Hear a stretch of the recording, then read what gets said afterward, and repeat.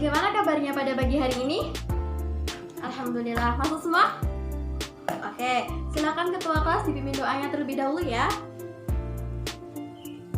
Siap, sudah. Berdoa mulai. Berdoa selesai. Oke, sebelum ke pembelajaran, Ibu absen dulu ya.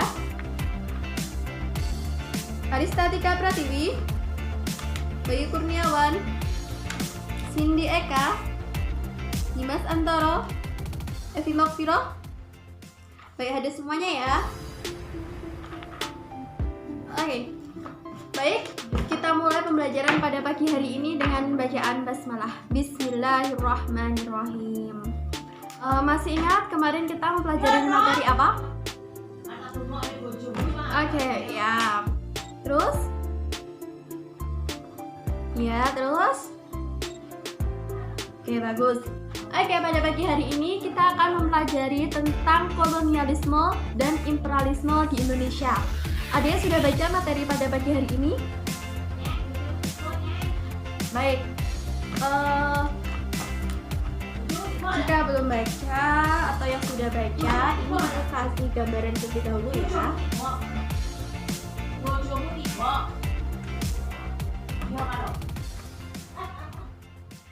Nah, silakan gambar-gambar itu kalian identifikasi, kalian amati, dan kalian hubungkan dengan materi pembahasan kita pada pagi hari ini, yaitu tentang perburuan mutiara dari timur. Teknik yang akan Ibu pakai nanti adalah teknik penilaian yang pertama adalah kognitif, afektif, dan juga psikomotorik. Kognitif dilihat dari UAS, UTS, maupun ulangan harian. Sedangkan afektif itu dilihat dari kehadiran kalian, keaktifan kalian, kedisiplinan kalian, tutur kata kalian, sopan santun kalian. Itu adalah penilaian afektif saya. Kemudian, penilaian afektif itu juga bisa membantu nanti ketika penilaian aktivitas kalian rendah. Ketika seseorang mempunyai etika yang bagus, tutur kata yang bagus, sikapnya sopan santun, akan tetapi nilai kognitifnya rendah atau nilai UAS maupun UTS-nya rendah, itu bisa menutupi nilai UAS maupun UTS kalian. Kemudian yang ketiga adalah penilaian psikomotorik. Penilaian psikomotorik, setiap kali pertemuan Ibu akan kasih tugas kalian, yaitu berupa penilaian produk atau berupa tugas yaitu dimana kalian ya seperti pengamatan, kemudian membuat analisis dan lain sebagainya. Itu adalah penilaian produk yang akan Ibu lakukan, atau Ibu menunjuk kalian untuk presentasikan di depan kelas. Itu adalah berupa penilaian produk yang akan Ibu lakukan. Jadi itu penilaian psikomotorik Ibu. Jadi itu adalah penilaian Ibu. Jadi keaktifan kalian di sini silahkan berlomba-lomba untuk aktif, berlomba-lomba untuk bertanya, berlomba-lomba untuk menjawab. Jadi jangan jadi siswa yang pasif. Karena keaktifan nanti itu bisa mengolah daya pikir kalian untuk menjadi kritis. Meskipun awalnya malu-malu, tapi kuat kalian, sebisa kalian dorong buat kalian aktif. Kalau awalnya malu, memang awalnya malu, tapi lama-lama itu akan terbiasa. Oke, materi pertama kita adalah tentang bangsa kolonial. Apakah yang kalian ketahui tentang bangsa kolonial? Oke, Belanda, terus penjajahan, terus ya, bangsa-bangsa kolonial terdiri dari bangsa Eropa. Oke.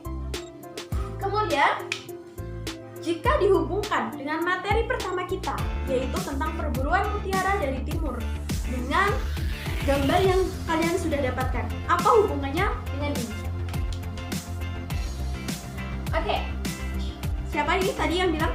Oke, Mbak Arista tadi bilang bahwasannya mutiara itu sama dengan rempah-rempah. Oke, kata mutiara biasanya diibaratkan dengan sesuatu hal yang mahal, yang berharga, dan juga yang sangat nilai tingginya. Dan kemudian dari timurnya ini dari mananya? Kalau bangsa-bangsa kolonial merupakan bangsa Eropa, tentunya dari timur ini merupakan wilayah Asia. Dan tepatnya berada di Nusantara. Nah, jadi maksud tema judul yang kita bahas pada pagi hari ini dengan gambar yang kalian identifikasi, yang kalian dapatkan tadi, itu adalah perburuan atau penjelajahan samudra untuk mendapatkan rempah-rempah. perburuan peliharaan dari timur, itu pembahasannya meliputi motivasi dan keinginan mendapatkan rempah-rempah, dan juga petualangan, pelayaran, dan penjelajahan samudra oleh bangsa-bangsa Eropa di Nusantara.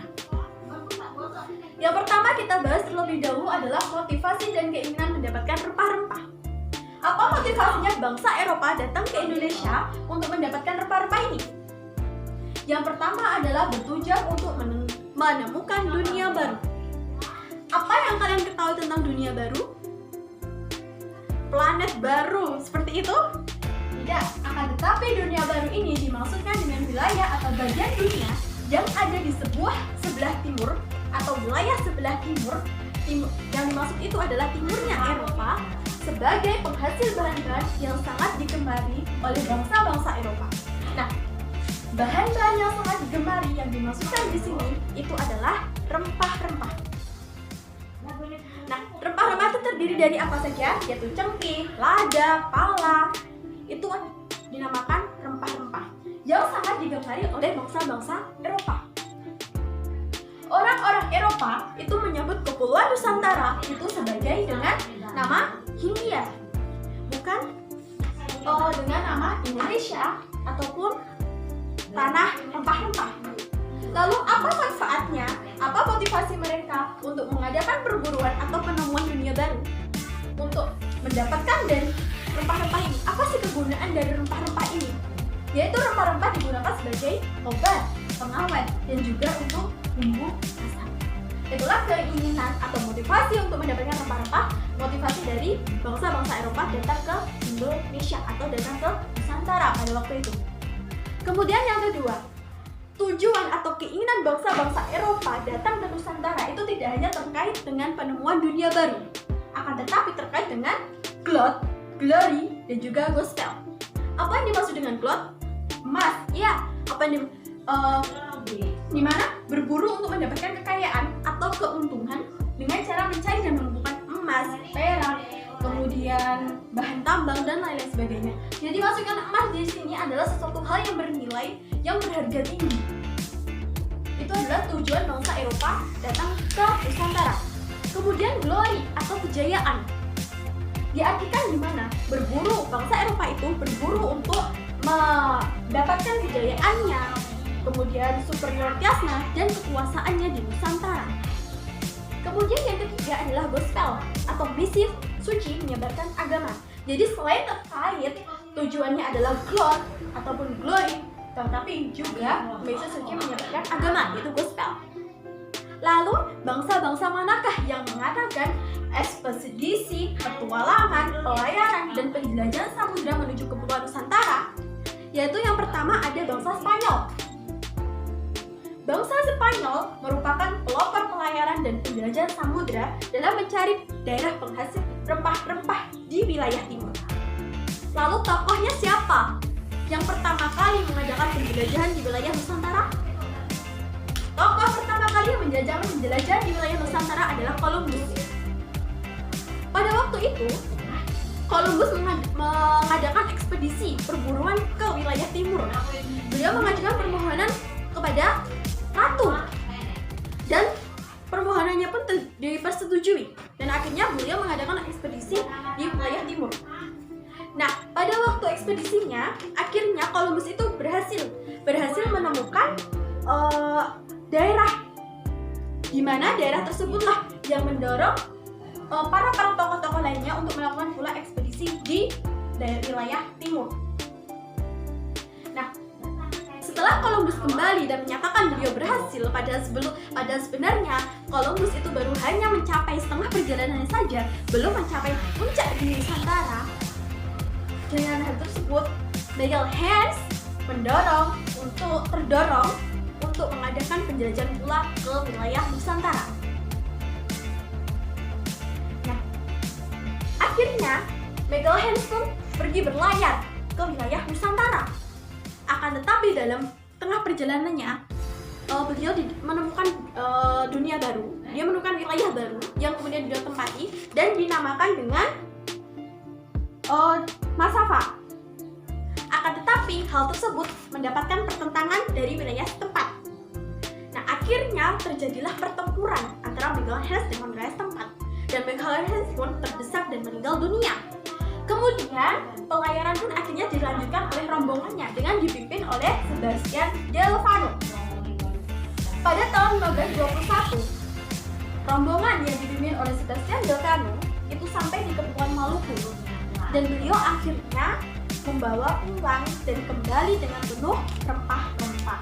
Nah, dari keberhasilan Spanyol tadi itu menjadi pelopor pula oleh bangsa lainnya, termasuk bangsa yang kedua, yaitu bangsa Portugis. Nah, bangsa Portugis juga mengadakan ekspedisi pelayaran ke Nusantara, di mana tokoh pertama yang mengadakan ekspedisi pelayaran itu adalah Bartolomeus Dias. Bartolomeus Dias mengadakan pelayaran, akan tetapi ketika di Laut Afrika, perahunya atau kapalnya itu terkena serangan ombak yang sangat besar. Akhirnya beliau memilih untuk tidak melanjutkan kembali penjelajahan yang dilakukan. Jadi beliau memilih untuk kembali ke negaranya dan tidak melanjutkan kembali penjelajahannya ke Samudra Timur. Kemudian hal tersebut juga dilanjutkan oleh Vasco da Gama. Vasco da Gama melakukan ekspedisi dan penelusuran ke wilayah timur, di mana sebagai penghasil rempah-rempah. Awalnya beliau sampai di tanah Hindia dan mengira tanah India adalah sebagai tanah penghasil rempah-rempah. Akan tetapi hal tersebut terbukti bukan, bahwasanya India bukan penghasil rempah-rempah. Kemudian beliau melanjutkan lagi ekspedisi ke wilayah timur, dan akhirnya beliau singgah di Maluku dan awalnya mendapatkan pertentangan oleh wilayah Maluku karena ekspedisinya. Akan tetapi hal tersebutlah yang diperkuat, di mana bahwasanya bukan Maluku tapi Malaka. Portugis sampai di Kepulauan Malaka. Jadi pada waktu itu akan tetapi mendapatkan pertentangan dari rakyat Malaka, dan beliau juga mendapatkan serangan dari pasukan Demak. Yang ketiga adalah bangsa Belanda. Bangsa Belanda juga mengadakan ekspedisi pelayaran di tanah Hindia atau tanah Nusantara. Nah, tokohnya adalah Baren. Baren mencoba berlayar untuk mencari tanah Hindia melalui daerah kutub utara. Akan tetapi Baren kurang mengetahui medan sehingga ia gagal dan kapalnya tuh terjepit es dan dia meninggal dunia. Kemudian ekspedisinya selanjutnya itu dilanjutkan atau dipimpin oleh Van Hermkop pada tahun 1598. Van Hermkop itu sampai di Nusantara dan mendarat akhirnya di Banten. Karena Van Hermkop itu lebih bersahabat, rakyat Banten akhirnya menerima kedatangannya dan orang-orang Belanda pun melakukan perdagangan. Nah, kapan mereka berlayar ke timur hingga singgah di Tuban. Dari Tuban dilanjutkan ke arah timur menuju Maluku. Pada tahun 1599 di bawah pimpinan Jacob van Nex sampai di Maluku. Kedatangan Belanda tersebut diterima baik oleh rakyat Maluku. Dari kedatangan Belanda itu sedang terjadi konflik antara Portugis dan juga Maluku. Nah, perdagangan Belanda di Maluku itu mendapatkan keuntungan yang sangat banyak, dan hal tersebutlah yang menyebabkan banyak kapal dagang yang berlayar ke Maluku. Kemudian yang terakhir adalah bangsa Perancis. Nah, setelah Portugis berhasil menemukan Maluku, perdagangan rempah-rempah itu semakin meluas. Dalam hal singkat, di mana Lisabon berkembang itu menjadi pusat perdagangan rempah-rempah besar di Eropa. Nah, berkaitan dengan hal itu, Inggris dapat mengambil keuntungan besar dalam perdagangan rempah-rempah karena Inggris mendapatkan rempah-rempah secara bebas dengan harga yang murah di Lisabon. Nah, rempah-rempah tersebut kemudian diperdagangkan di Eropa Barat. Nah, bahkan sampai di Eropa Utara sekalipun. Namun, karena Inggris itu terlibat konflik dengan Portugis sebagai bagian dari perang 80 tahun, Inggris mengalami kesulitan untuk mendapatkan rempah-rempah dari Lisabon. Dan akhirnya kemudian Inggris berusaha mencari sendiri dengan negara penghasil rempah-rempah. Nah, sejak abad ke-17 Masehi, perdagangan Inggris itu sudah berdagang sampai ke daerah India, dan para pedagang Inggris di India Timur itu mendirikan kongsi dagang yaitu East India Company atau EIC pada tahun 1600. Nah, kemudian setelah perdagangan dari Inggris di wilayah India Timur, kemudian beliau bersekutu dengan Perancis. Nah, sejak bersekutu dengan Perancis, Inggris itu akhirnya selalu mengancam kedudukan Belanda di wilayah Indonesia, dan akhirnya di bawah pemerintahan Gubernur Jenderal Rockingham yang berkedudukan di Kalkuta, dibentuklah ekspedisi Inggris untuk merebut daerah-daerah kekuasaan bangsa di Indonesia. Baik, sampai sini ada yang ditanyakan? Oke, silakan.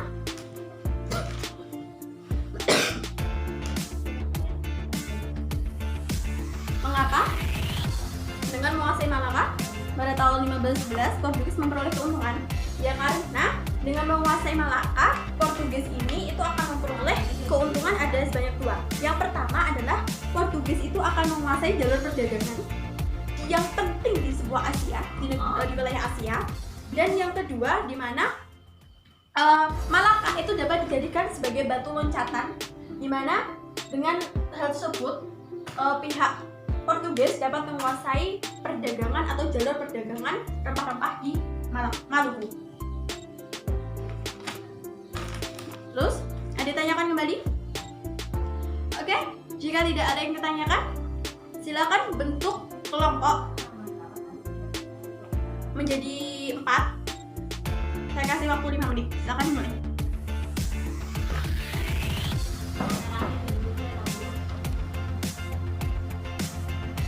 Nah, setelah kalian bentuk kelompok, silakan buat masing-masing kelompok satu pertanyaan.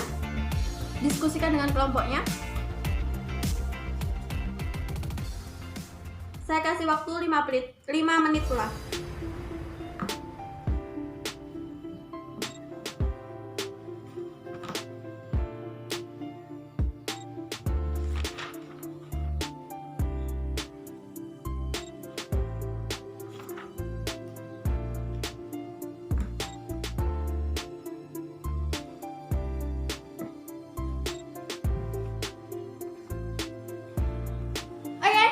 Silakan semua kelompok perwakilan satu anak, silakan berdiri, utarakan pertanyaannya dan lempar pertanyaannya kepada kelompok berapa yang kalian pilih.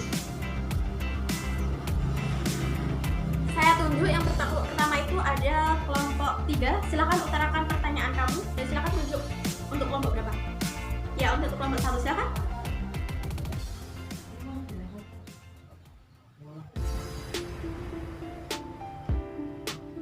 Oke, pertanyaannya adalah mengapa orang-orang Eropa ingin membeli rempah-rempah langsung dari daerah sumbernya? Silakan kelompok 1 dijawab pertanyaannya.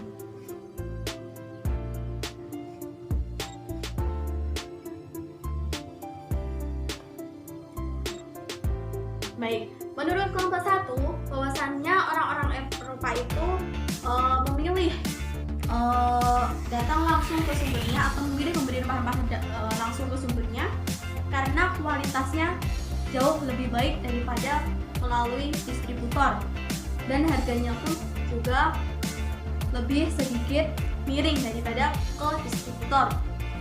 Jawabannya benar, karena dengan membeli dari perdagangan perantara, harga rempah-rempah itu akan menjadi mahal. Dan mahalnya harga rempah-rempah, hal tersebutlah yang mendorong orang-orang Eropa untuk datang langsung ke Nusantara atau datang langsung ke sumbernya untuk mendapatkan harga yang lebih jauh murah.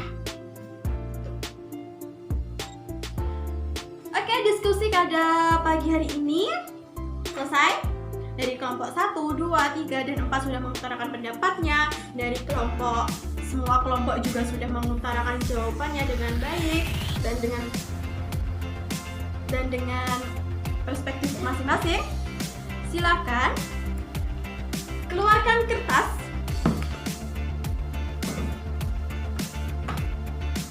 Bisa 1 lembar dibagi 2.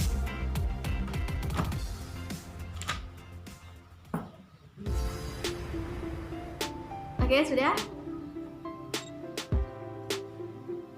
Tugas kalian adalah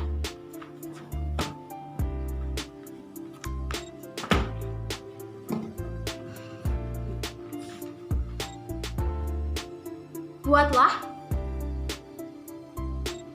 peta rute penjelajahan samudra yang dilakukan oleh bangsa Portugis beserta ekspedisi tujuannya.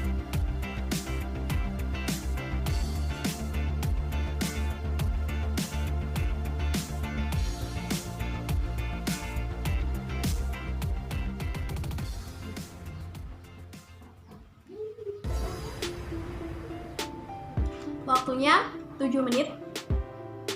Bisa dimulai dari sekarang.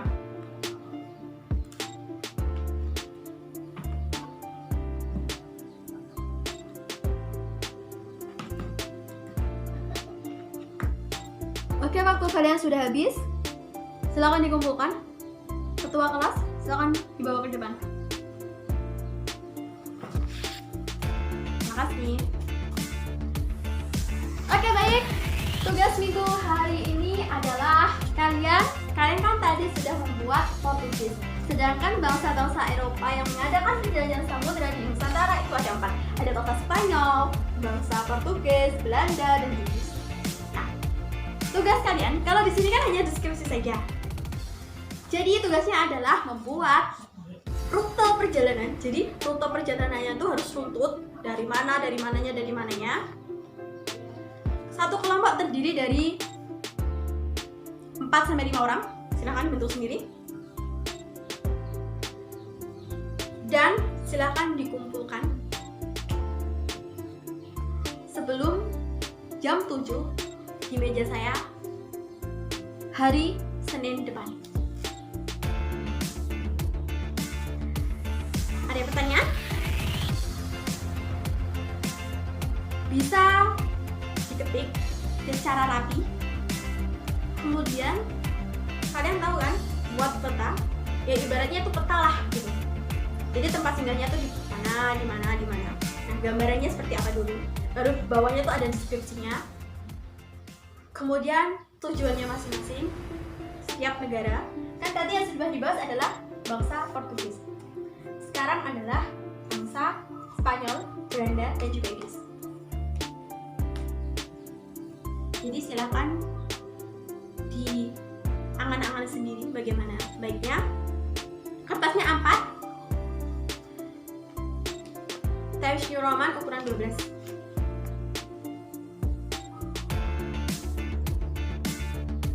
Ya. Ada ditanyakan lagi?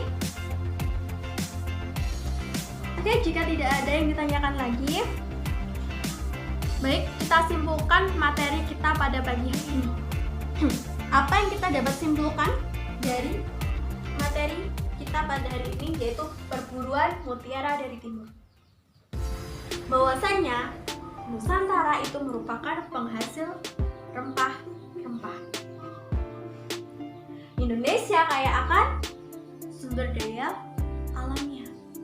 Jadi sebaik mungkin masyarakatnya harus menjaga dan juga melestarikannya dengan baik, dan juga dapat mengelolanya sebaik mungkin. Oke? Pesan dari saya adalah tetap jaga kesehatan, etika kalian, dan juga tutur kata kalian, kesopanan kalian. Karena etika, sopan santun itu dapat membantu penilaian kalian untuk lebih baik lagi. Nah, tadi penilaian pertama di peta awal tadi Ibu menyampaikan ada penilaian bahwasanya penilaian itu terdiri dari afektif, kognitif, dan juga psikomotorik. Penilaian afektif kalian nanti dapat dilihat di penilaian diri kalian. Kemudian penilaian kognitif itu dilihat di UAS, UTS, ulangan harian kalian. Dan juga penilaian psikomotorik dilihat dari tugas-tugas yang saya berikan. Dan adapun tugas penilaian diri tadi itu dapat dilihat dari kedisiplinan kalian, keaktifan kalian, dan juga kehadiran kalian bagaimana. Oke, jadi jaga sikap, jaga kesehatan, dan lakukan apapun yang terbaik. Baik, untuk pertemuan pada pagi hari ini saya akhiri. Jika saya berbuat kesalahan, saya mohon maaf yang sebesar-besarnya. Demikian apa yang dapat saya sampaikan, ada kurang lebihnya saya mohon maaf. Sekian dan terima kasih. Marilah kita akhiri dengan bacaan alhamdulillah. Alhamdulillahirabbil alamin. Wassalamualaikum warahmatullahi wabarakatuh. Silakan ketua kelas dipimpin doa.